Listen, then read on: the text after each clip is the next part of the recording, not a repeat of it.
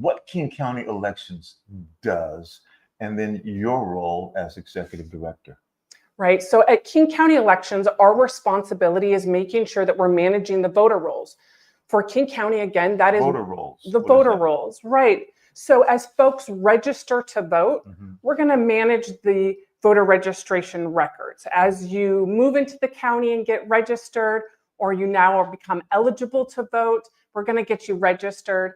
And then if you move, we're going to track that information as well. So we're really making sure that those, when you talk about voter fraud, we're making sure that that record of the voter is accurate and up to date. So from King County Elections, you're getting a nonpartisan, neutral election administrators that job is to really conduct the elections. Besides just voter registration, we also send out those ballots. We also receive those ballots back from our voters through a drop box or through the mail. And then we're going to count those ballots back at our elections headquarters based in Renton. And then we'll post the results for those elections. How many ballots are we talking about in King County? Yeah. How many, what are you handling? What is the number of ballots that are coming in King County?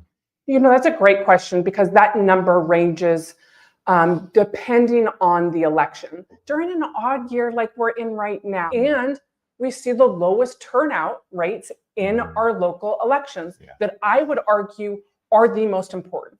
They really truly shape our day-to-day lives. They impact our day-to-day lives more than any other elections do. But yet just in this primary election, we only saw 35% of that 1.4 million registered voters turn out for the election.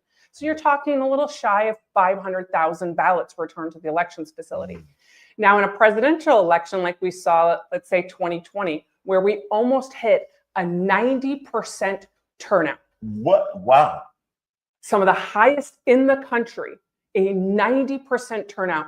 Now you're talking some 1.2 million ballots back to that facility. Now that was a president. So what happens from the moment a person fills out their ballot, the way that they want it, and drops it in the box? Take us through the process to where it gets officially counted, what is registered as a vote. But I highly recommend it. Okay. We've got nearly 90 of them across King County here alone, right? Okay. So that means that over 90% of our voters live within just a 3-mile radius of a drop box, right? We've got one at Rainier Beach Community Center, Rainier Community Center, and they're located again across King County. And when you get into your urban dense areas like Seattle, it becomes more like 75% live within a 1-mile radius of those drop boxes. And so those are open 24/7 once ballots go out. And of course, they close promptly at 8 p.m. on election day. When we talk about voter fraud, that is increasingly rare in this state or in this country. In fact, in the last presidential election, when we had 1.2 million ballots, 1.2 million ballots returned in this election in our presidential, we only referred 17 cases to the prosecuting attorney's office of potential fraud for them to investigate. That's like 100,000th of a percent, right? 17 out of 1.2 possibly could be fraud. If there's races where you don't feel informed or you don't want to chime in, you don't have to. It's not a test. You can vote for the races that you want to, and then you turn in that ballot. You said drop boxes. I love that. I highly encourage a drop box. You can also use the United States Postal Service as well to return your ballot. Once you do that, all of those ballots are brought back from either the United States Postal Service or from the drop boxes on a daily basis, up bright and early to go to those drop boxes and to the post office. We bring those back to our incredibly secure King County Elections headquarters, where we are starting the process. And I just got to make a plug. You can tune along and see every step where your ballot is in the process by tracking your ballot on our website, or even better than that, you can sign up for ballot alerts, and we'll text or email you every step your ballot is in the process. We're going to track. We don't know what ballot is going to be yours. When I tell you when we walk through this process, we're going to separate the identity of the voter from the ballot so that we don't know whose is whose. But up to that point, we're going to track it. We're going to say, hey, your ballot's been returned. Then we're going to look at the signature. We're trained by Washington State Patrol to be able to verify the signature on your return ballot envelope, to the signature in your voter registration record. Keep a little scrapbook, if you will, electronic scrapbook of your various signatures. We're getting those signatures from the Department of Licensing. We're also getting those signatures from any voter registration form you fill out. Or oftentimes we reach out to voters and say, hey, it's been a while since you've provided us with an updated signature. Why don't you give us another one? So we have many, typically 3 to 4 signatures on file. Wow. For every single voter. We as human beings are doing that for every single ballot that's returned. So that is not something that is done through AI or any other type. Actual humans looking at every single ballot signature turned in? That's correct. We are actually comparing it. In vote by mail, that's how you validate that the person, the voter that you mailed that ballot to, is the one who actually signed it and returned their ballot. That's our verification step there. Then we're going to go ahead and we're going to open up that outer envelope that's got your signature, and we're going to sever that identity of the voter from their ballot. And then we're going to send that ballot into our scanning system and be able to scan that ballot, ultimately counting the ovals, the votes, the people, the measures that you voted for. And then election night, we display those results at 8 p.m. or about 8:05 p.m. And then subsequently, each day thereafter, we're also posting results at 4 p.m. How does King County elections compare to other, what would you call them, around the state and around the country, electoral offices, businesses, whatever? For a fact that King County Elections is one of the leading election offices in the country. In the country? In the country.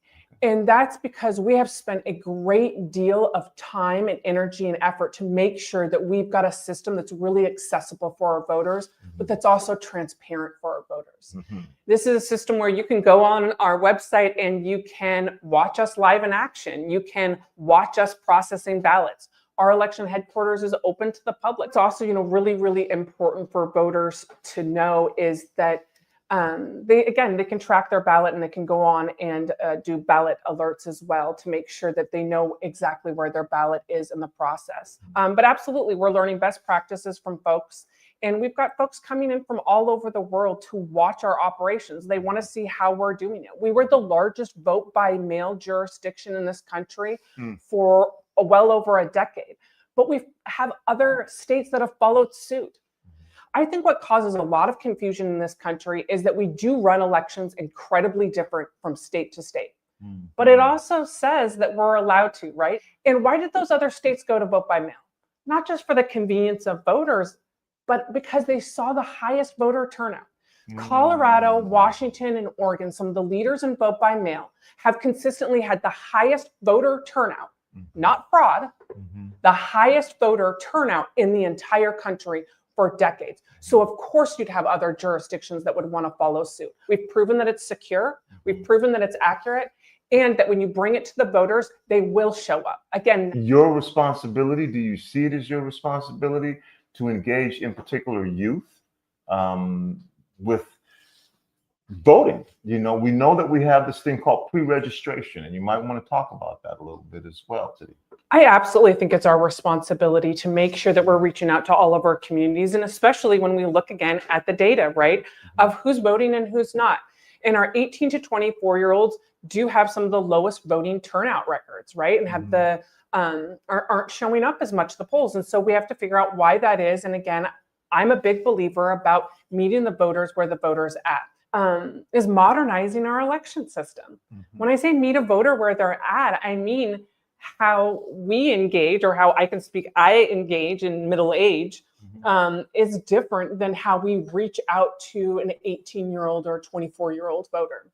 So part of it is making sure that they get registered, right? Because in vote by mail, what I think is really great about it is you have a very clear reminder or notice that it's election time. Why? Because you've got one in the ballot in the mail to you. And again, if you sign up for ballot alerts, you get a text message that say, hey, you've got a ballot waiting for you. What's pre-registration? 16 and 17-year-olds are being able to get registered to vote.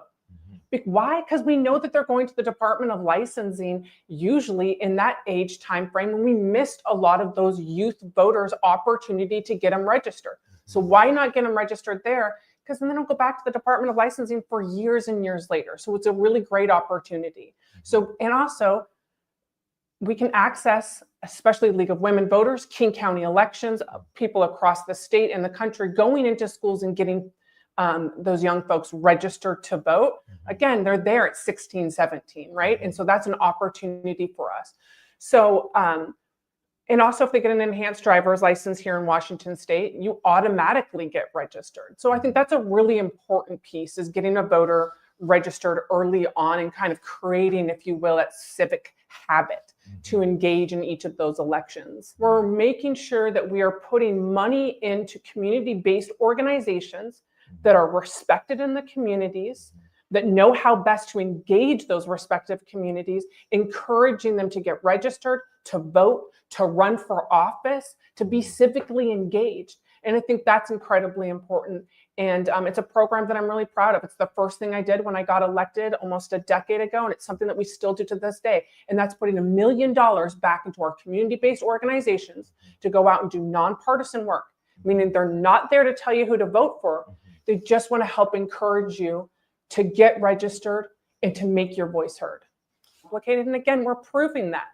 And there isn't fraud. There isn't this widespread fraud in vote by mail. In fact, I'd argue that what we see out of the data is that we've got less fraud in states that are doing vote by mail, because you've got states that are really working hard to make sure that we've got a secure, shored up election system.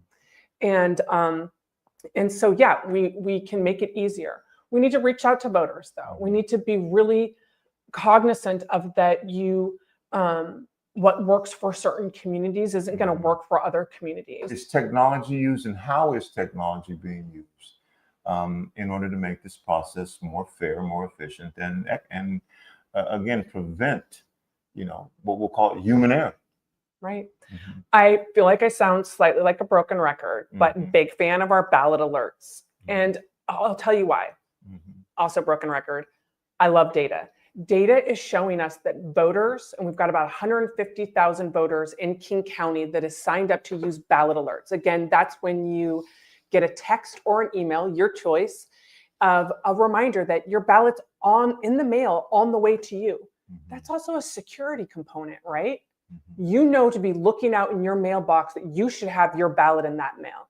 It's also security when you mail or put your ballot back in that ballot box, right? And you get a text message that says, King County Elections has it and we're processing. That's a security component, right? But that's also a cool way of using technology to ensure that it's secure. There's also an engagement component to it that's critically important, is that we are seeing drastically higher numbers of folks that are signed up to get ballot alerts that are turning out. What are some of the common mistakes that people make so that we can ensure that it's who votes that counts, not who's counting the votes that is saying, well, this one isn't compliant, this one isn't right, this one we're taking these out? Right. So one that really saddens me is voters that return their ballot too late. And so we can't, by law, count a ballot that's been returned with a postmark of election after election day, right? So what we will see happen is some voters putting their ballot into one of these blue United States postal bins, or into their mailbox the day of election day or the day before election day. And it doesn't get to the post office in time to get that all important election day postmark or before. And those ballots cannot legally be counted in Washington State. We're going to use the United States Postal Service. The United States Postal Service is recommending that you have your ballot within the hands of the post office, so one of those blue bins, or going to a post office itself or to your mailbox a week before election day. So 25. Our November election is November 4th. So if you're going to use a drop box, you need to have it in before 8 p.m. on November 4th. And I mean before 8 p.m. And keep in mind, there's going to be lines. If you are in line at a vote center, which we haven't talked about, but we do have vote centers here in King County, because we, again, want to meet the voters where they're at. If you want to come in person, we have those across the region as well. Again, if you're in line as a car or a pedestrian at the drop box, it's going to be counted. But again, if you're going to use the United States Postal Service, the post office is recommending that you have your ballot in the mail, in the postal system, a week before Election Day. So ballots are going to come out starting October 15th. If you don't have yours in hand by October 20th, give us a call at King County Elections. That's 206-296-VOTE. Or you can head to our website at kingcounty.gov/elections and make sure that you get your ballot to you. If you're a preparer like myself, you can already head on there online right now and make sure that you're registered at your current address, sign up for ballot alerts, and watch out for that ballot. It's going to be there between October 15th and October 20th. And again, Election Day is November 4th. Don't be late. Make sure to have your voice heard in this important local election for 2025.